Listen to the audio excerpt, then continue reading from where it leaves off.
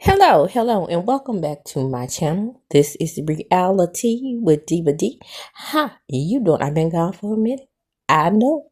And I can't even say I'm back with the jump off because I'm jumped off, way off. I am literally 3 episodes behind on the Real Housewives of Potomac. And they have really been good episodes. But baby, like I've told you guys in the past, it is really difficult for me to integrate. I think because I was a stay-at-home mom for so long, it's just been difficult for me to integrate back into working and take care of my channel. And guys, trust me when I tell you, I love pre-K kids that I work with. I love my job. I don't have any problem with doing paperwork and lining up paperwork. But YouTube, listen to me, Linda. I know this from me doing these videos for free for the last 2 years. I know that YouTube is my passion. But let me get on with it. I'm just gonna talk about that. We're gonna talk about episode 3.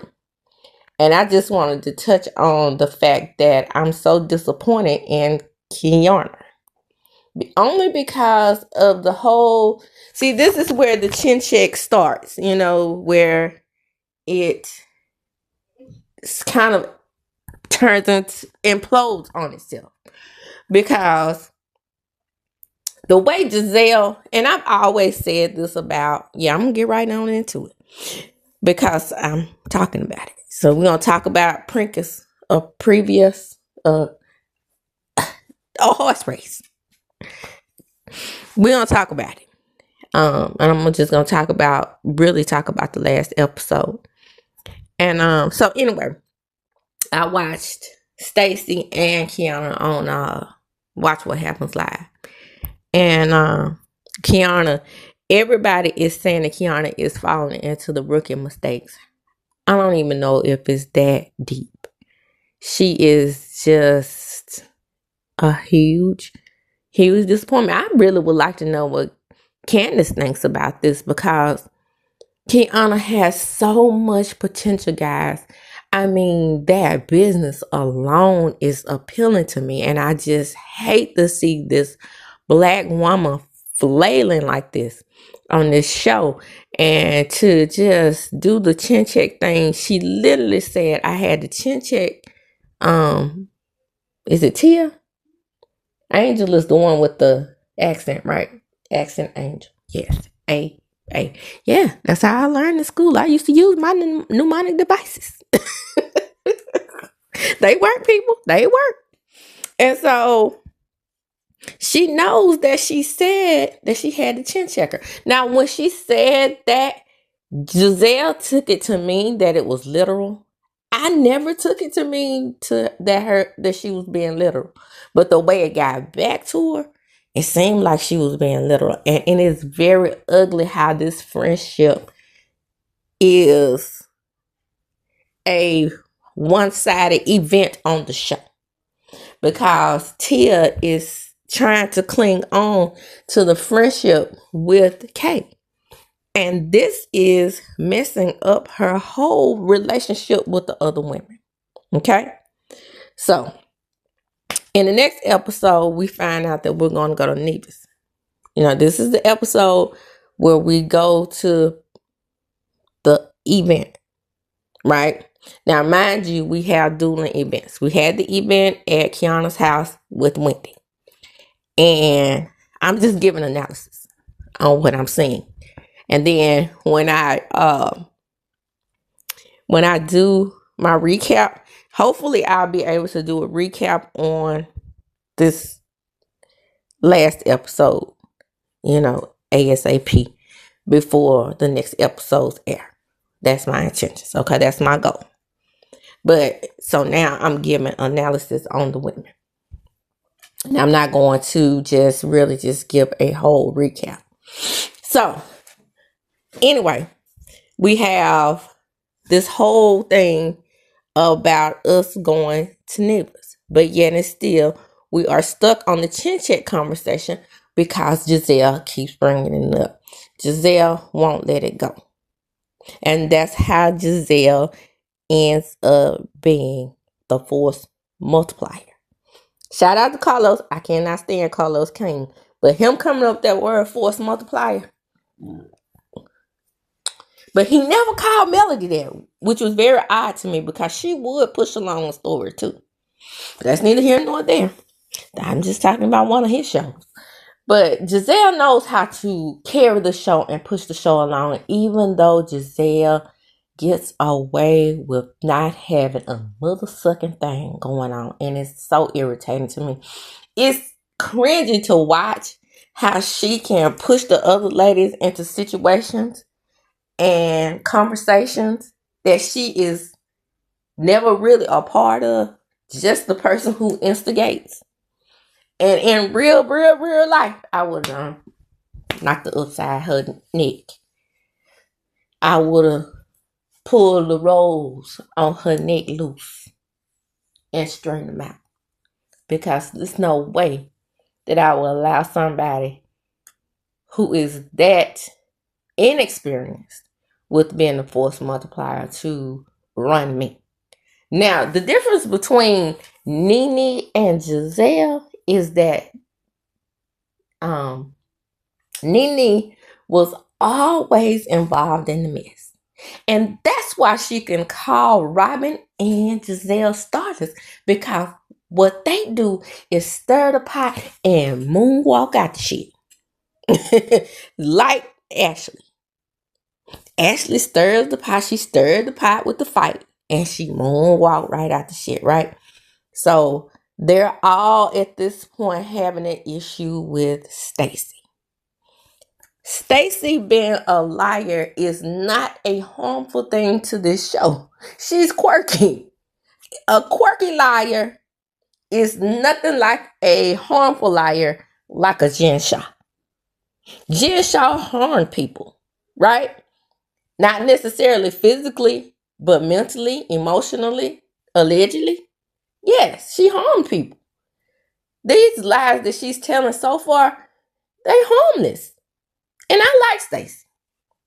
I love the Great Value Kenya Moore. And I like Tia up until a point. Because Tia really has the potential. She has the husband. She has the kid. And all of this needs to be brought to the show. And what's so dishonorable about Giselle is that she's been able to run this show without having neither. And I'm not saying that I always like to see a family on the show, whereas I love to see Wendy and Eddie. I'm not saying that. It's just that she has a tendency to just not have to do it or not present. And it just does not seem fair that she's able to do this. So, well, we're going to talk about the event, right? We're at Princess or previous or whatever you call it, right? So we at this event. And they having the same argument about the chin checking. And I'm telling you, I'm sick of it at this point. But who really gets chin checked is Wendy. This is what I don't get about Tia. Tia has no business having an issue, in my opinion, with Wendy. Wendy is Wendy. Wendy, to me, actually, she should be the force multiplier. But they don't bring her information like they do to Giselle. What I don't understand is why they trust Giselle with anything. This woman is a low down, dirty, sneaky snake. And maybe because she's an OG, Wendy can't be pushed up into that position. However, Kenya Moore did it. Kenya Moore carried the show her back, so and wasn't an OG. I think Kenya came in season 5. So hey, Wendy may end up doing that one day if she comes back to the show after her alleged crime. Allegedly. Again, allegedly. But She has the potential to be the force multiplier on this show. Wendy has everything, and I still don't understand if she did what they say she did. I don't get it because it makes no sense to me because everything rested on her shoulders. She was moving up. She's being respected by Giselle, loosely, quote unquote. And she even called her a soror. So, that hadn't only been mentioned when Wendy first came to the show. Now it's a thing where, Wendy has her bearings this season. And this made her a beef with Kiana and Wendy. Oh my God. Kiana. Ooh, girl, I am still 4 episodes in trying to figure out what is your issue. What is the reason? Why are you having beef with Wendy? It makes no sense. You're too pretty to be this stupid. Well, Giselle's pretty. She's pretty stupid. And even though Ashley has a massively large head, she is cute in certain clothes. But that head,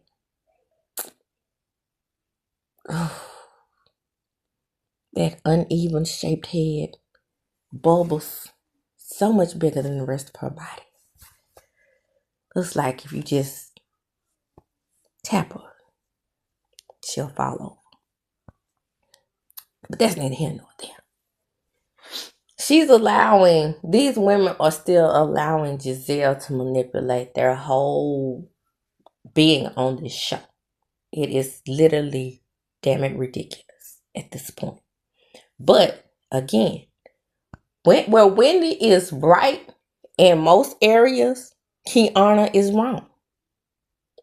And I think the smoke that Tia has for Wendy is coming through Kiana, but she don't really have a way to explain where the smoke is coming from. So therefore, why even have a beef with your friend's adversary at this point? You might as well end up being friends with it because you looking like you a fool. Both of you are looking real foolish at this point. So let's get to Nevis, right? So we go to Nevis, and because this is Giselle's trip. And Giselle has to throw shade at Karen, right? She has to let the people know that Karen can't come on the trip because Karen down to the jail, right? So she comes up with ways to haze. Now, I know this has been stated. I have said for the last 2 years, it is not Alpha Kappa Alpha. It is AGA. Alpha Giselle Alpha. On this show. The way she mentally tortures these women and they allow it, it is really, really sickening. Because they all want to be in her good graces. And I think that because Kiana knew so much about Wendy and Giselle having issues, because Wendy was able to say, hey, all the smoke that y'all got from me, y'all supposed to have for Giselle. Not me. I'm not bothering anybody. Well, she's not at this point. But, yeah, is Wendy condescending? Hell yes. That part of her, you can see the AKA in her, right? Allegedly. Now, allegedly comes some AKAs can be condescending. Allegedly. Giselle can't be condescending because she's not intelligent. I said what I said. That's neither here nor there. Giselle mentally aggravates these women to the point where they get so riled up that they arguing with each other when they never argue with her. Now that's power. This lady got down to Nevis, wrote special cards to everyone except for Stacy. The woman literally said that she didn't know Stacy. Do we know you?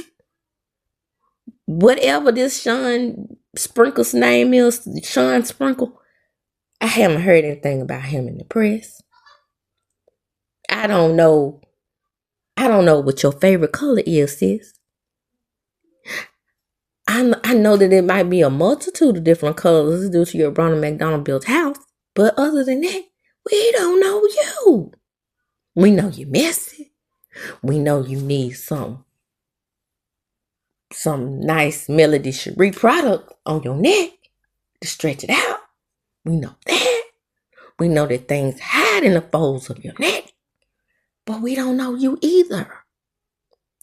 As a matter of fact, I think I'm going to make that my thumbnail. Do we know Giselle? So, so this trip is gonna segue into Monique coming back because allegedly Stacy has had dealings with Chris on a romantic level. Maybe they went out on a date or two, but this is a former cast member. This is a former wife. This is former member of DC Society who has decided that she wants to live off the grid, allegedly.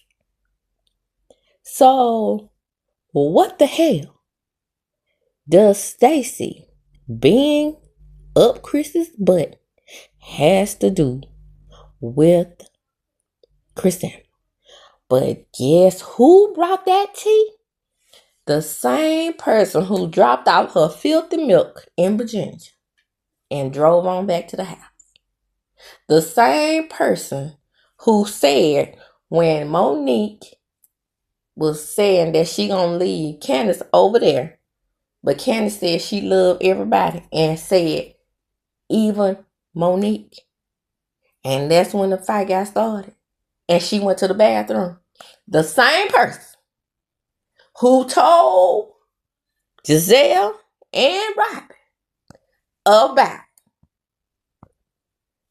Eddie's affair. The same person. Do we see a pattern here? It's gonna bring Monique back into the fold to get a little check. The same little check that she walked away from.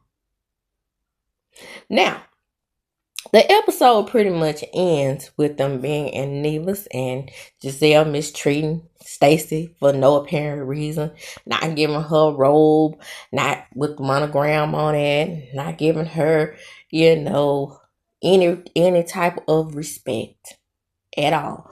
But see, I know what it is, and y'all hadn't seen it, and no other content creator has brought this up that I know of. Giselle sees Stacy as competition because Stacy is pretty. Stacy is smart. Stacy may have a viable relationship with the ex-husband that she spent the block for and couldn't produce a viable relationship on the show. Will we get to see Sean Sprinkle? Will we see him sprinkled out through this show? Probably not. Because also what we have to look at as well is that Andy Cohen loves Giselle. He loves her dirty draws. Have you ever seen him on Watch What Happens Live?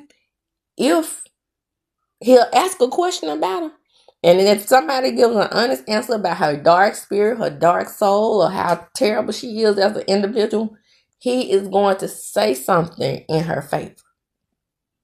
So it's just hard to navigate around a woman like this. And the thing about Giselle is what I don't understand about her, and that's what I don't understand about the whole AKA organization. Being first does not mean that you are the only and should be the only.